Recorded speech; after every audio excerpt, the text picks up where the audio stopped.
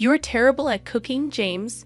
Go freeze outside with your failed meal," she yelled, slamming the window shut and locking it.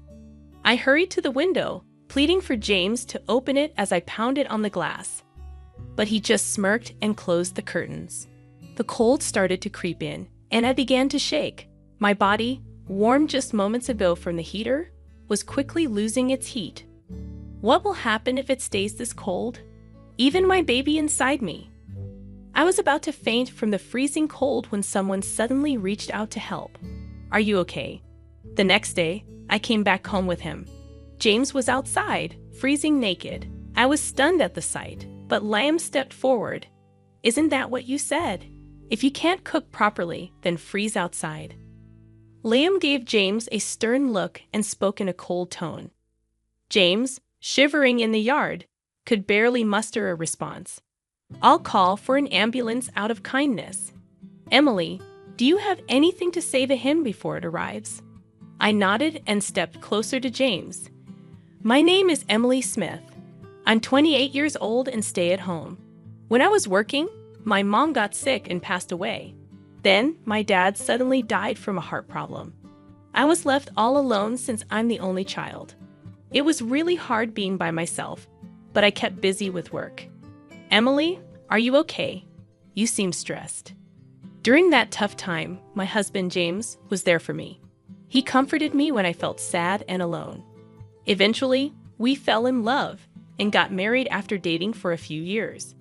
"We're so happy to have such a wonderful woman in our family," my in-laws said.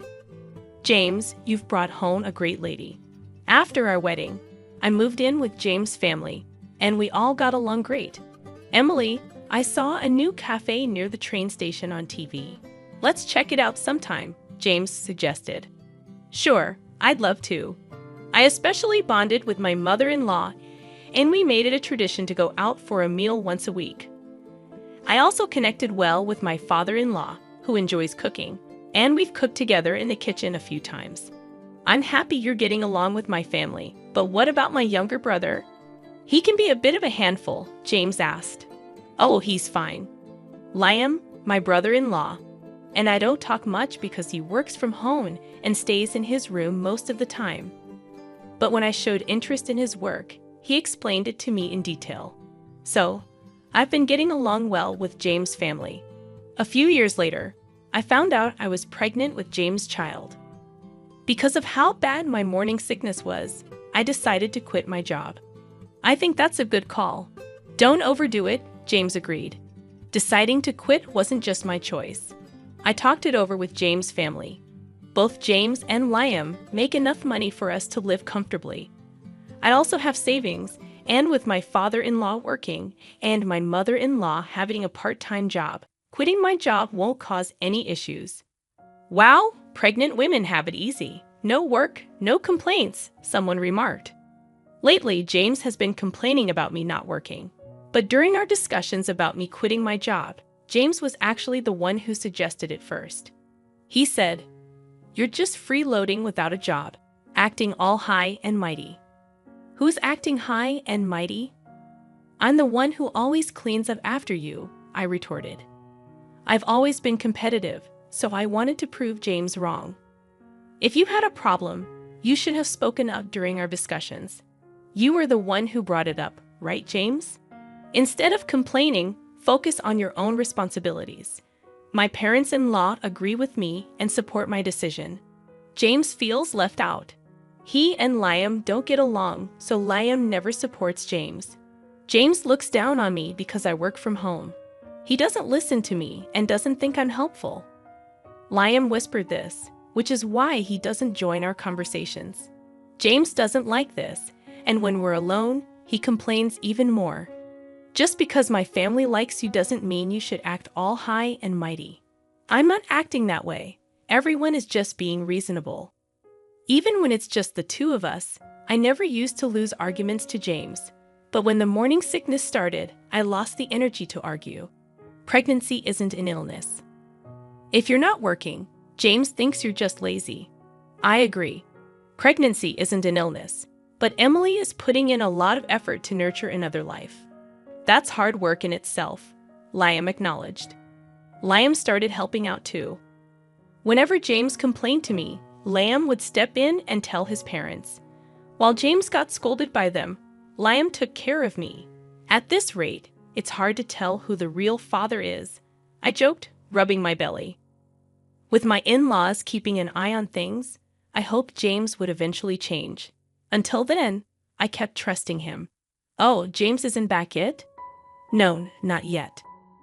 Suddenly, James started coming home late all the time.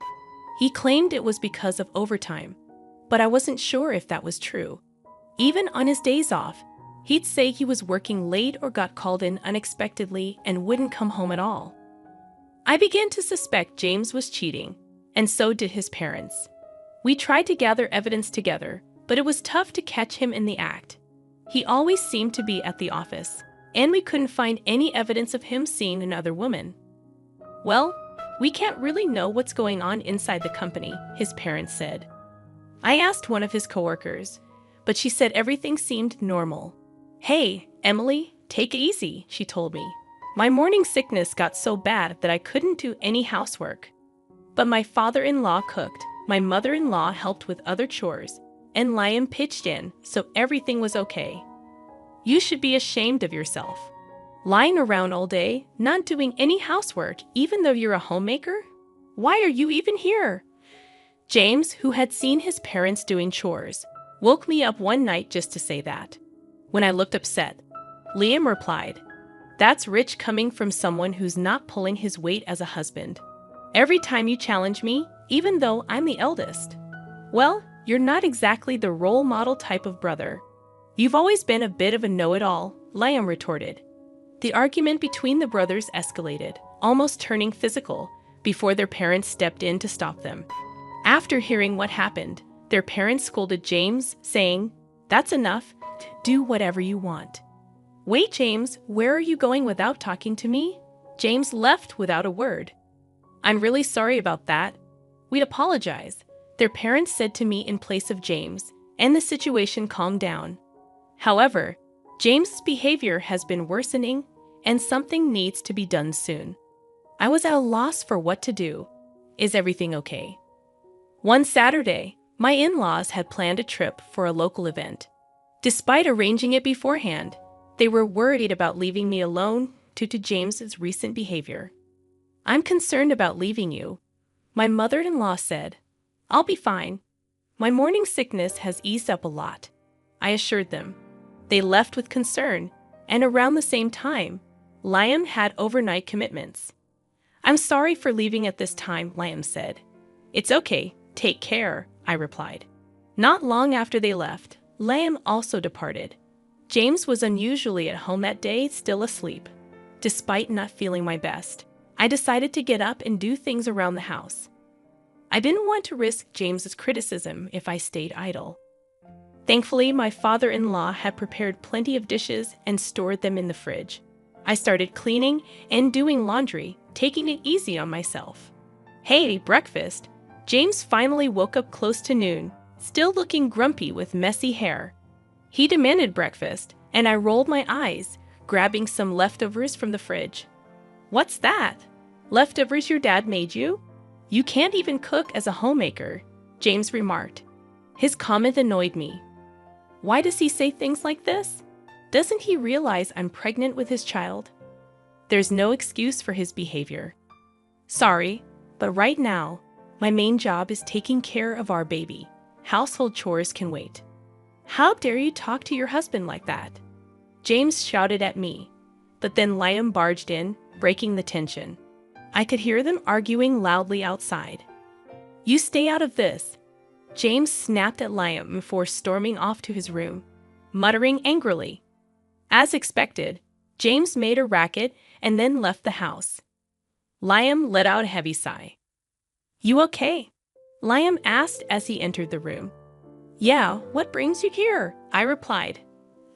"I just came to pick up something I forgot," Liam explained, looking at me with concern. I chuckled, noticing how much he resembled his mother. "It's all right, go ahead. Don't worry about me," I assured him. "Okay then, I'll head out," Liam said, hesitating for a moment before leaving.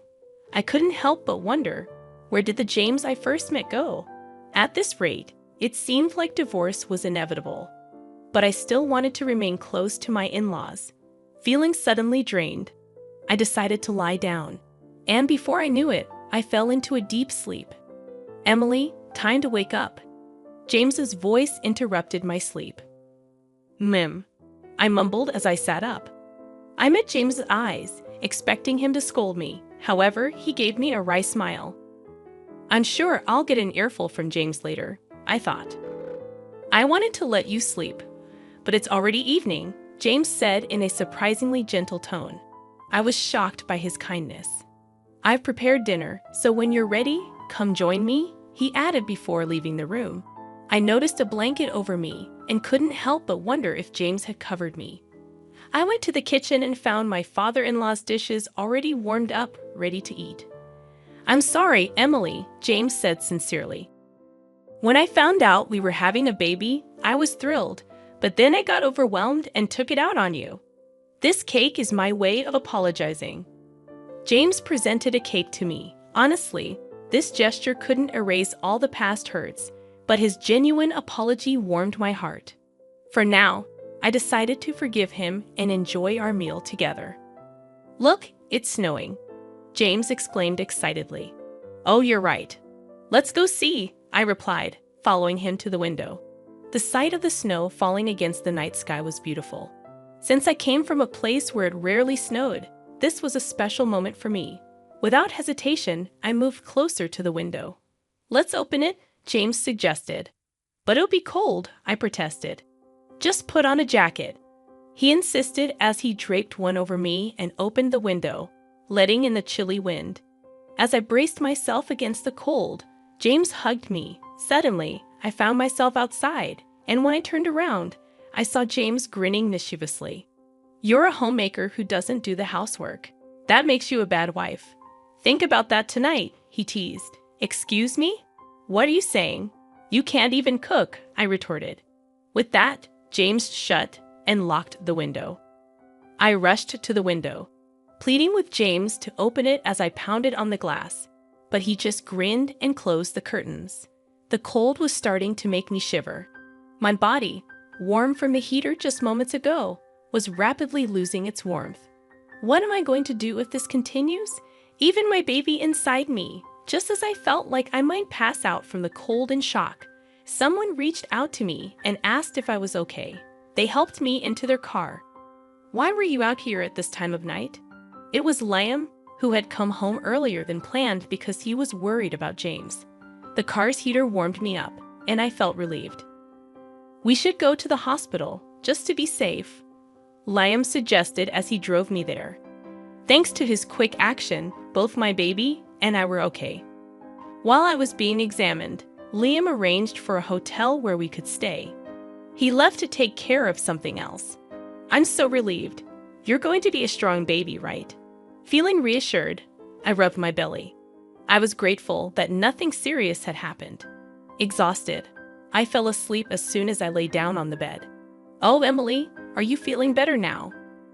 Liam asked as we left the hospital. Yes, I'm completely fine now. Thank you so much, I replied gratefully. No problem, shall we head home? Liam suggested. The next day, as we arrived home, I was shocked to see James freezing naked in the yard. Liam approached him with a cold gaze and tone. This is what you said, right? If you can't cook properly, then freeze outside. James, shivering, couldn't even respond properly. I'll call an ambulance out of kindness. Emily, do you want to say anything to him before it arrives? Liam asked me. Nodding, I stepped closer to James.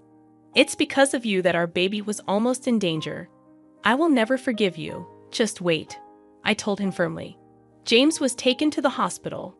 Later, I asked Liam what happened last night after he dropped me off at the hotel. Liam returned home alone and found James sleeping in the living room, naked with another woman who seemed to be his mistress. James had brought her home, thinking we wouldn't be there, and with me locked out, he seemed confident. Liam, furious, threw James out of the house in his birthday suit, telling him to think about his actions. Then Liam interrogated the shocked mistress, gathered evidence, and sent her back to her place. It turned out she had a family too. By the time Liam informed them of everything, dawn was approaching. He took a short nap in the car and then came to pick me up. That's how everything unfolded. I've talked to my parents. They said they're coming home today. Liam told me with a gentle smile, staying by my side until they returned. It's going to be okay now, Liam. Thank you so much, I said gratefully. Nah, I just did what needed to be done. Thanks to him, I could feel safe at home, Liam replied. I'm so sorry, that idiot. I can't apologize enough. James immediately apologized upon their return and faced their wrath. James was forced to pay child support, and it was decided that he would be kicked out. I'm so sorry. It was just a mistake, Emily. I truly love only you, James pleaded, but I ignored him. I wish he'd stop treating me like a fool, I thought to myself. Suddenly, James became aggressive, raising his hand at me. Enough is enough, my Dan's son. Liam intervened, grabbing and twisting James's arm. With the help of my father-in-law, James was easily overpowered, and I felt relieved. I really just lost my mind for a moment.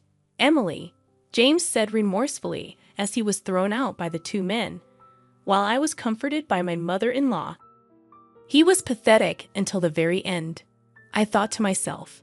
As for James, that's all I ever thought. By the way, Liam's pretty strong, isn't he?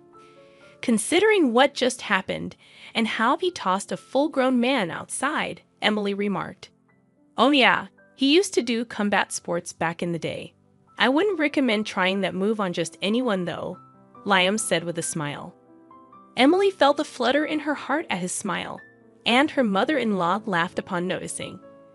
With such good looks and strength, it's surprising he doesn't have a girlfriend, her mother-in-law teased. Liam bashfully looked away, which Emily found endearing. From then on, Emily decided to stay and be cared for in her in-laws' home since she had no other family or reliable person to turn to. If you'd allow, I'd love to hold your baby, her mother-in-law said. Of course, anytime, Emily replied. Right now, the four of us are eagerly awaiting the birth of my precious baby, Emily thought to herself. Talking to Liam, Emily found out that James the Fair was with a junior from his office. No wonder she wouldn't spill the beans when asked, Emily thought. The two of them were sneaking around and getting cozy at various spots. Once I reported it to the junior's husband, he did a thorough investigation. With that evidence, my divorce process went smoothly. Both of them got fired for fooling around during work hours and for claiming their dates as business expenses, Emily recounted. Thank you for all the help, Emily said to Liam. Well, it's only natural to want to help someone you love, right? Liam replied, his face turning beet red. Wait, what? Emily was surprised, and both of them blushed. Then Emily found out that Liam had feelings for her for a long time. I always thought I should hide these feelings, Liam confessed. I never imagined he felt that way about me, Emily thought. Honestly, I'm not ready to be in a relationship like that right now, Emily said. I understand, but if you can wait a bit, I want to explore these feelings, Liam said. Emily smiled, and Liam smiled back happily. I'm going to do everything I can to make you see how much I care, Liam declared. Okay, I'll be ready for that, Emily replied. Liam's parents overheard their conversation during dinner, which was really delicious. Looks like Liam has a girlfriend now, his mother teased. Liam blushed and responded playfully. Both his father and I laughed at that, Emily remembered. Afterwards, I gave birth to our lovely daughter right on time, Emily proudly shared. She's so cute. Congratulations. She looks just like Emily, adorable, Liam's parents said. I don't want to let her go, Liam said happily, embracing his role as a father. Years later, I happily married Liam again, and our daughter calls him Daddy. Liam adores her. Emily remembered fondly. I think our next child will be a boy, Liam guessed. Yeah, that would be cool if he's like me. But having a boy who looks like you would be awesome too, Liam added. I'm pregnant with our second child now. Our daughter is thrilled about becoming a big sister, Emily said happily. We're all thinking of names together. It seems like our daughter's suggestion might win, Emily laughed. I'm going to make Emily our daughter and the new baby happy, Liam promised. Don't forget about yourself in that promise, Emily said with a smile. We're planning to live happily ever after, all 6 of us together, having fun and getting along. That's our plan, Emily concluded. We can't wait to go out together as a family once the new baby arrives.